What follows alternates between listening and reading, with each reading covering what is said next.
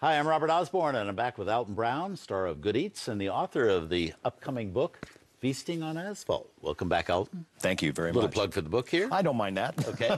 Not one bit. Alton has done a stellar job as tonight's guest programmer so far, his choices being a really interesting mix of films from the 1960s. And his next choice is a crime drama from that period, which has Lee Marvin out for revenge. This is a terrific movie directed by John Boorman called Point Blank. Point Blank. This is a movie that came out right in the wake of The Dirty Dozen, which got all that attention, and I don't think got ever the attention it's due, so I'm really glad you picked this movie. Why did you pick it? To me, it was the first film. This movie, literally, when I first saw it, and I was pretty young when I saw it, probably too young to see it, the power of the threat, the menace that Lee Marvin had was spellbinding. He never smiles in the movie. He doesn't crack wise. He's not charming. He's a blunt instrument. And there was something about the disjunctive way it was edited, you know, where we see these scenes that aren't really happening. Sometimes the rhythmic cutting was almost like a music video, of course, which didn't exist back then. But there was something about it that was very new and very exciting, and it hooked me. It hooked me into Bad Guys. It was the first Bad Guy that I remember saying, "Wow, that's, you know." Yeah. I want him on my team. If it hadn't been for Lee Marvin in that, I mean, when you look at what Clint Eastwood developed later in westerns, man, I think part of that.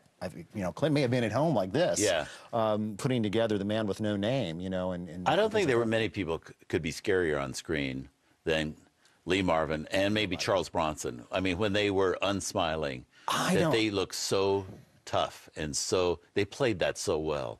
But you know, I never felt that that Charles Bronson poured over with malice the way that Lee Marvin. Yes, he was tough, but he often showed a soft side. He always balanced. But in this movie, there is nothing but a bullet from a gun. I mean, that's all he is, and he is relentless in what he's doing, which is just spellbinding. Kind of an amazing career, too, when you think he really started out in such small parts for years. You know, he's kind of like Anthony Quinn. You never thought he was ever going to be a star. He was always just one of the great supporting actors. And then all of a sudden, right around this time, he really hit it and became a major, major star.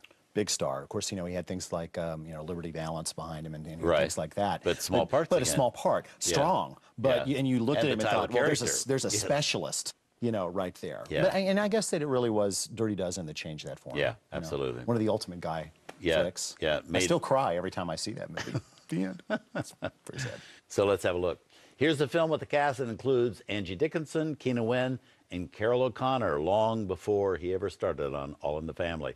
Here's director John Boorman's Point Blank. Well, if this film teaches us anything, it's that one should never mess with Lee Marvin. And we're with the man who picked Point Blank for us this evening, celebrity chef Alton Brown. He is one tough hombre. Scared the bejeebers out of me when I first saw this. He literally frightened me. Do you have a favorite scene in the movie? Yeah, well, a couple of them. I love the first fight scene at the nightclub. I mean, that's just mean.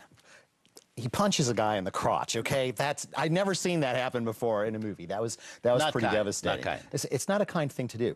But above all, it's the scene after his wife has died, the sleeping pill overdose, and there's this whole scene of the house being empty, stripped of furniture, and you're like, what's going on? Is there a time thing? And then all of a sudden it's all back. And it's a very internal look at a guy whose part of his brain's kind of unraveling in one direction, and then it snaps back into place with a violent act. But when I remember seeing that, it's kind of like, what's going on here? And so I think that certainly is an editing sequence is a spectacular piece of filmmaking. John Boorman's kind of an underrated director, I think. I think he's done a lot of really interesting things. Well, when Deliverance, you get Deliverance, and you get like which you know, Lee Marvin supposedly up for. Said he was too old to play. He also did Hell in the Pacific, you know, two-character thing with Lee Marvin. Shiro Mifune right after this with Lee Marvin, and that's kind of a wonderfully underrated film. So he's done some really what he's doing now. Can we call him? Nice things. You've got his number, don't you? You've got some kind of secret phone here. We could hook up with him.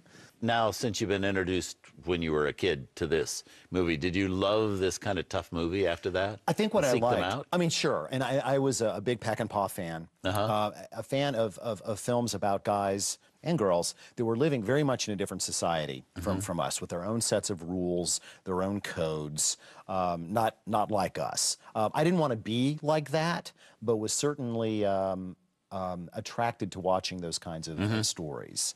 And any film that portrayed that kind of lifestyle, you know, I was a big fan of, because you can draw a direct line from films like this to The Getaway, which is one of my favorites, also from, you know, a few years later.